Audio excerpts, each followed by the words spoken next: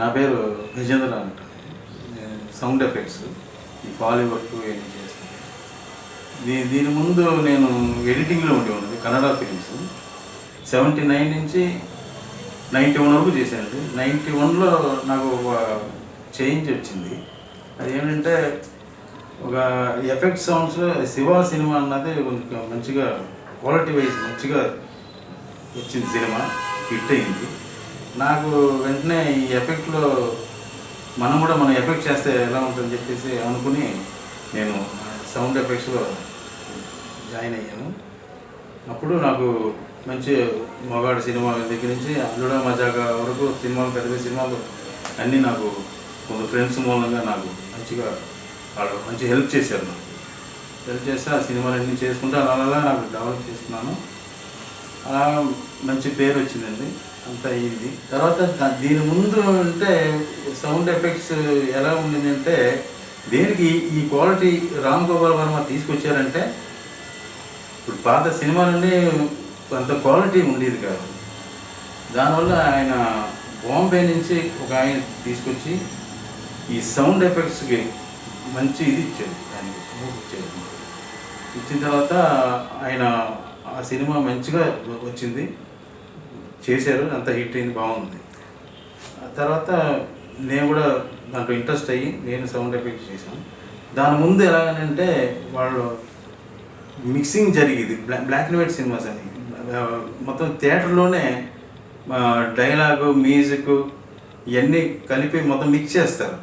Mix చేసినప్పుడే ఈ sound effects కూడా డైరెక్ట్గా ముందర ఆ స్క్రీన్ దగ్గర కూర్చొని వాళ్ళు అన్ని సామాన్లు పెట్టుకుని ఒక్కొక్కడు ఒక్కొక్క సామాను విడ తీసుకుని అవి ఇచ్చేవారు.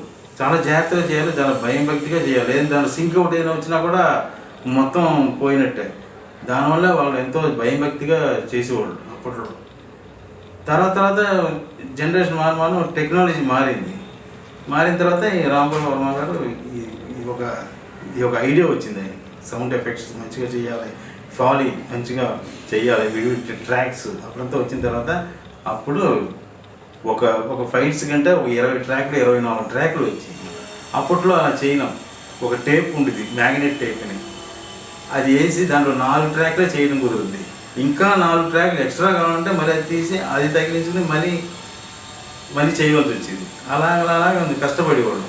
దాని తర్వాత ఇంకా టెక్నాలజీ మారడం ఇంకా చాలా ఈజీ అయిపోయింది అన్నమాట. ఇప్పుడు 50 ట్రాక్లు 100 ట్రాక్ కూడా తీసుకోవచ్చు. అలా చేసుకుంటూ వచ్చాం. ఇప్పుడు పద్ధతి అలాగే అయిపోయింది. FTIH వీళ్ళు నాకు ఒక ఇన్స్టిట్యూట్ వాళ్ళు నన్ను పిలిచి ఇన్వైట్ చేసి ఇలాగ స్టూడెంట్స్కి మీరు ఫాలీ గురించి చెప్పాలని చెప్పారు. మొత్తం ఎలా స్టూడెంట్స్కి ఒక క్లిప్ వేసి దాంట్లో మొత్తం 12 ట్రాక్లు 11 ట్రాక్స్ ఉంది. ఒక్కొక్క ట్రాక్ వాళ్ళకి ఎలా చేయాలి, ఒక్కొక్కటి ఎలా చేయాలి ఏంటి అన్నది వాళ్ళకి బాగా ఎక్స్ప్లెయిన్ చేశాను. వాళ్ళు చాలా హ్యాపీ అయ్యారు. అలా చేసి వాళ్ళకి చేయించిన తర్వాత నాకు చాలా సంతోషమైంది. ఇలాగ నేను చేసింది వర్క్కి ఈరోజు అది చాలా సంతోషం. FTIH ఇన్స్టిట్యూట్ చాలా అభివృద్ధి పడాలి, మంచిగా ఈ ఒక ఇన్స్టిట్యూట్ ఎదగాలి, మంచిగా ఉండాలి. ఆ తర్వాత ఉదయ్ కిరణ్ ఆయన కూడా నేను ఆయనకి నమస్కరిస్తున్నాను.